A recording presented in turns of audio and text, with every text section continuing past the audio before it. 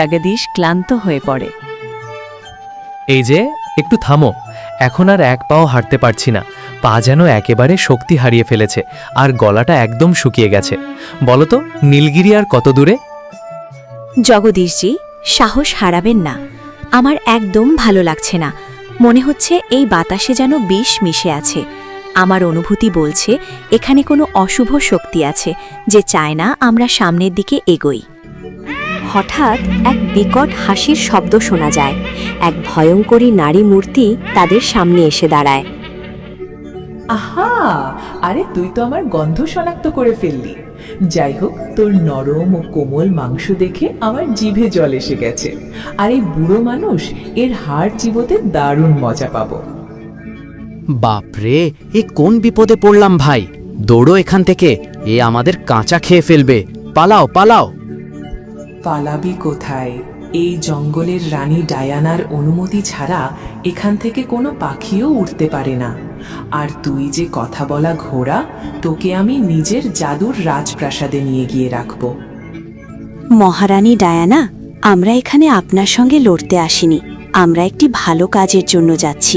আমাদেরকে যেতে দিন, এতে আপনারই মঙ্গল হবে। মঙ্গল? আমার মঙ্গল শুধু মানুষের মাংস খেতে। কথা বলার সময় শেষ, এখন মরার জন্য তৈরি হও। হঠাৎ করে ঘোড়াটি রাক্ষস রানী ডায়ানার দিকে এক অদ্ভুত আলো ছুড়ে দেয়। ডায়ানার চারপাশে আলোর একটি বৃত্ত তৈরি হয়। সে সেখানে আটকে যায়। এটা তুই কি করলি? ছাড় আমাকে। এই কেমন জাদু? কেন আমি এই বৃত্ত থেকে বেরোতে পারছি না? ডায়ানা, এটা ধর্মের বৃত্ত। যতদিন তুমি নিজের মনে পাপ ও লোভ ধরে রাখবে, ততদিন তুমি এখান থেকে বের হতে পারবে না। যেদিন তুমি নিজেকে পুরোপুরি বদলে ফেলবে এবং অন্যকে কষ্ট দেওয়া ছেড়ে দেবে, সেদিন এই বৃত্ত নিজে নিজেই অদৃশ্য হয়ে যাবে। আরে, এ তো আশ্চর্য ব্যাপার! তাকে না ছুঁয়ে বন্দি করে ফেলল। জগদীশ এবং ঘোড়াটি সামনের দিকে এগিয়ে গেল, আর ওদিকে ডাইনি চিৎকার করছে। আরে ফিরে আয়, আমাকে এখানে একলা ফেলে রেখে কোথায় যাচ্ছিস? দাঁড়া। কিন্তু ঘোড়া ও জগদীশ পথ চলতে থাকে। পিছনে ডায়নার আর্তনাদ ধীরে ধীরে মিলিয়ে যায়। অনেক দূর পেরিয়ে তারা এক অদ্ভুত কথা বলা বৃক্ষরাজের সামনে এসে দাঁড়ায়। ওহে ঘোড়া, তুই মূর্খ। এই মানুষগুলো সেই প্রজাতি যারা নিজেদের কুঠারের ধার তীক্ষ্ণ করে আমার ভাইদের কেটে ফেলে। তারা তোকে ভালোবাসে না, তারা শুধু তোর শক্তি ব্যবহার করছে। আজ তুই ওর কাজে লাগছিস, তাই তোকে বেটা বলছে। কাল তুই খোঁড়া হয়ে গেলে এই জগদীশ তোকে রাস্তায় ফেলে দেবে। ছেড়ে দে ওকে আর নিজের দেশে ফিরে যা, নইলে আমি তোকে এখানেই ছাই করে দেব। আপনি আমাকে ভয় দেখাতে পারবেন না। আমি চম্পা মায়ের চোখে সেই মমতা দেখেছি, যা এই জগতের সবচেয়ে বড় শক্তি। মানুষের মধ্যে যদি খারাপ থাকে, তবে ভালোও আছে। আমি তাদের জন্য মরতেও প্রস্তুত।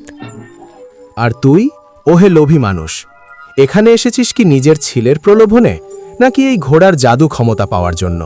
সত্যি করে বল। যদি তুই এখনই এই ঘোড়াকে ছেড়ে দিস, আমি তোর জন্য দুনিয়ার সবচেয়ে বড় ধন সরবরাহ করব। এত সোনা দেব যে তোর 7 রাজ্য থাকবে।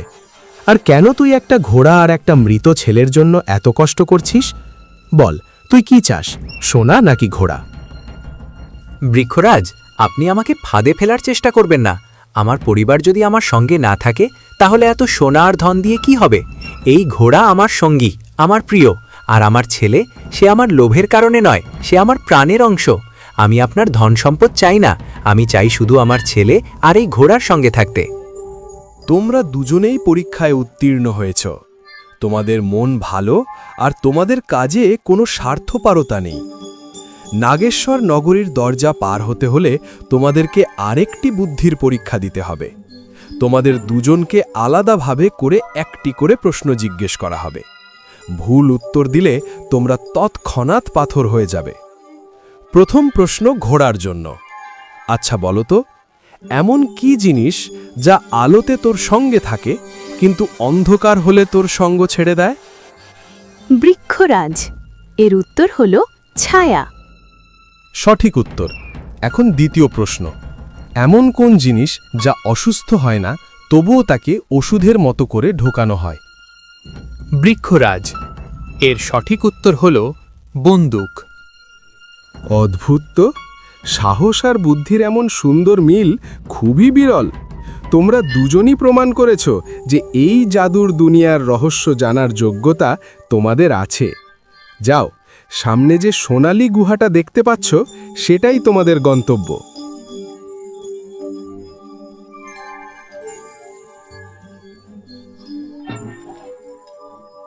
জগদীশ ও ঘোড়া গুহার সামনে পৌঁছায়। জগদীশের পা কাঁপছে।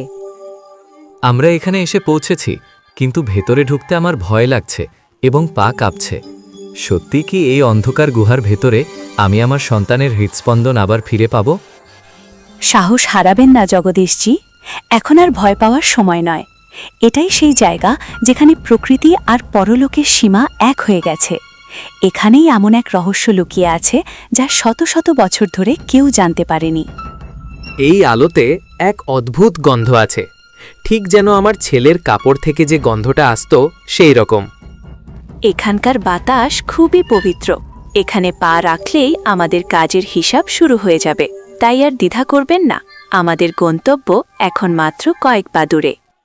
ঠিক আছে, আমি প্রস্তুত। যদি আমার ছেলেকে ফিরে পাওয়ার পথ যদি এই পথ দিয়েই যায়, তাহলে আমি মৃত্যুর দরজা পর্যন্ত যেতেও রাজি আছি। তারা গুহার ভিতরে প্রবেশ করে। তারা দেখল সেখানে কেবল একটি কাঁচের টুকরো রাখা আছে। এ কি ভাই, আমরা এত দূর এসে এত কষ্ট সহ্য করে শেষ পর্যন্ত শুধু একটা কাঁচের টুকরোই পেলাম। এই আয়নাটা কি সত্যিই আমার ছেলের প্রাণ ফিরিয়ে দিতে পারবে? এটা তো বিশ্বাসই হচ্ছে না।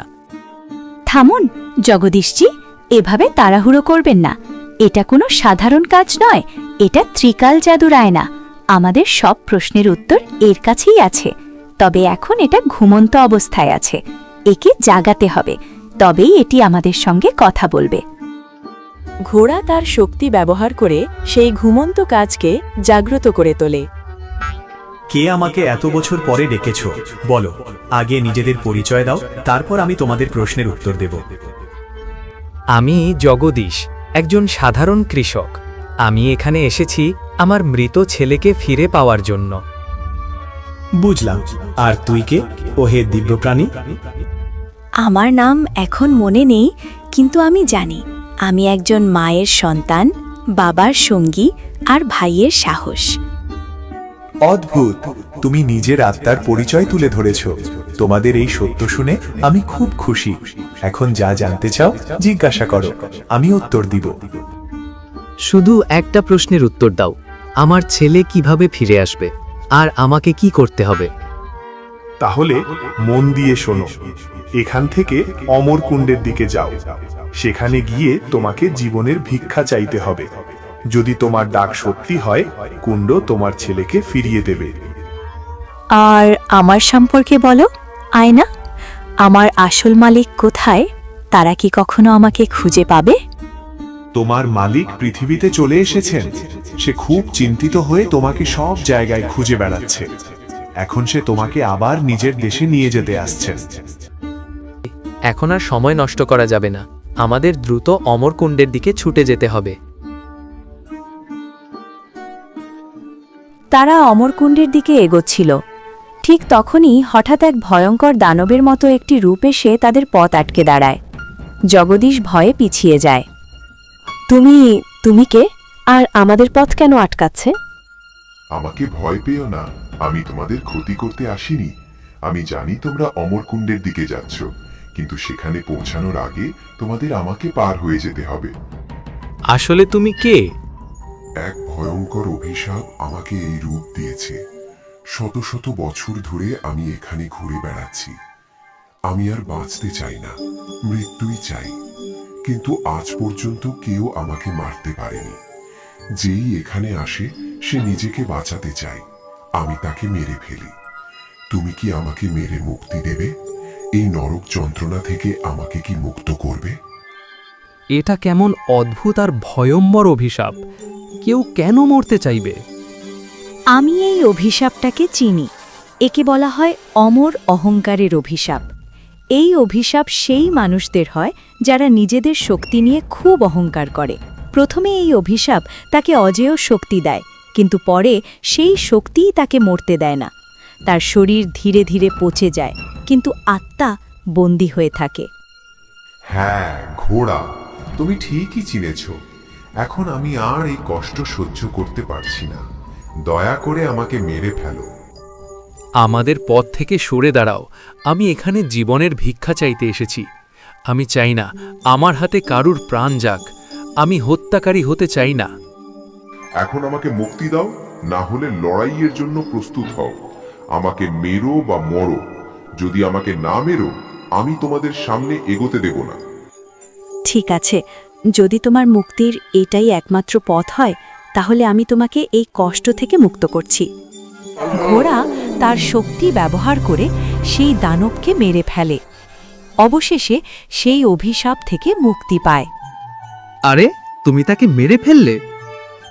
এটা কোনো হত্যা ছিল না জগদীশজি, এটা ছিল এক ভিক্ষুক আত্মার মুক্তি। চলুন, অমরকুণ্ড এখন এখান থেকে বেশি দূরে নয়।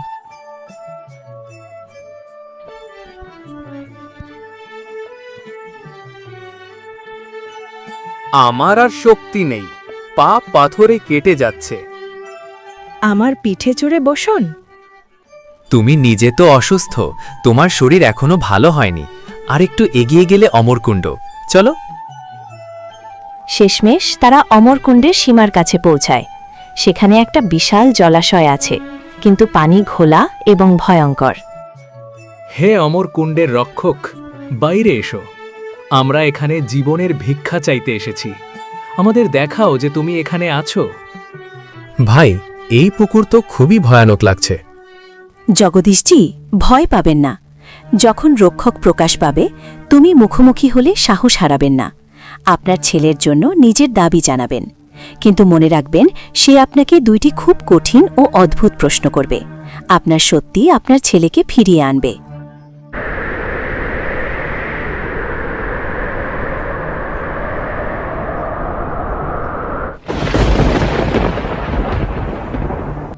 কে আমার নিদ্রা ভঙ্গ করেছে? বলো, তোমরা কি চাও? হে নাগরাজ, আমি এক অসহায় বাবা। আমার ছেলের অকাল মৃত্যু হয়েছে। দয়া করে তাকে আমার কাছে ফিরিয়ে দিন। তাকে ছাড়া আমি বাঁচব না। জীবন দান দেওয়া এত সহজ নয় জগদীশ। তুমি আমার দুটি প্রশ্নের উত্তর দিতে হবে। যদি ভুল করো, তাহলে তুমি এখানেই বিলীন হয়ে যাবে। প্রথম প্রশ্ন, যদি তোমাকে নিজের মা আর স্ত্রী দুজনের মধ্যে কাউকে বেছে নিতে হয়, তুমি কাকে বেছে নেবে আর কেন? মহারাজ, আমি মাকে বেছে নিব। কারণ স্ত্রী আমার জীবনের সঙ্গী, কিন্তু মা সেই মানুষ যিনি আমাকে এই পৃথিবীতে এনেছেন। বাবার মৃত্যুর পর মা আমাকে একা মানুষ করেছেন। তিনি না থাকলে আমি কিছুই নই। আমি স্ত্রীকে ভালোবাসি, কিন্তু মা আমার অস্তিত্বের মূল কারণ। আজ যদি আমি মাকে ত্যাগ করি, তাহলে একদিন সেই ছেলে যাকে আমি বাঁচাতে এসেছি সেও আমাকে ত্যাগ করবে।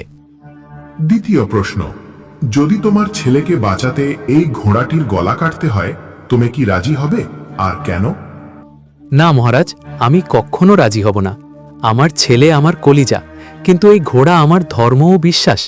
যদি আমি একজন নির্দোষ প্রাণীকে হত্যা করে আমার ছেলেকে ফিরে পাই, তাহলে আমার ছেলে সেই পিতার কোলে খেলবে যে কিনা একজন হত্যাকারী। আমার স্বার্থের জন্য কারোর আনুগত্যের রক্তপাত করতে পারি না। তোমার সততা জয় হলো জগদীশ। তুমি মোহের উপর ধর্মকে জয় করেছ।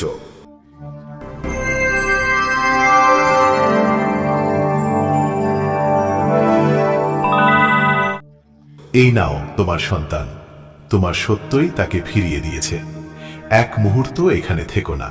তোমার ছেলেকে নিয়ে তাৎক্ষণিক এখান থেকে বেরিয়ে যাও। আর মনে রেখো, পেছনে ফিরে তাকাবে না। ফিরলে সে আবার পাথর হয়ে যাবে। যাও। জগদীশ তার ছেলেকে নিয়ে বাড়ি ফিরে আসে। চম্পা দরজার সামনে দাঁড়িয়ে থাকে। ছেলেকে দেখে চম্পার চোখে আনন্দের অশ্রু ঝরে পড়ে। আমি কি স্বপ্ন দেখছি? আমার ইমন, তুমি ফিরে এসেছ। জগদীশজি, আপনি সত্যিই অলৌকিক কাজ করলেন। আমার শূন্য কোলে আবার আনন্দে ভরিয়ে দিলেন। চম্পা, এটা আমি করিনি, এই ঘোড়াই করেছে। যদি এটি আমাদের সঙ্গে না থাকতো, আজ আমি বাঁচতাম না, আর আমাদের সন্তানকেও ফিরে পেতাম না। মা, আপনি আমাকে সন্তান বলে ডেকেছিলেন, সেটাই আমার সবচেয়ে বড় পুরস্কার ছিল। আজ এই বাড়ির সুখ দেখে সত্যিই আমার যাত্রা সফল মনে হচ্ছে। আমাদের দুজনের পুরো শরীর ক্লান্ত হয়ে গেছে, আমরা ঘুমোতে গেলাম। চম্পা, তুমিও বিশ্রাম করো। আজকের রাত শান্তির রাত, কাল সকালে উঠে আমরা নতুন কিছু শুরু করব। এখন আমাদেরকে ঘুমাতে দাও।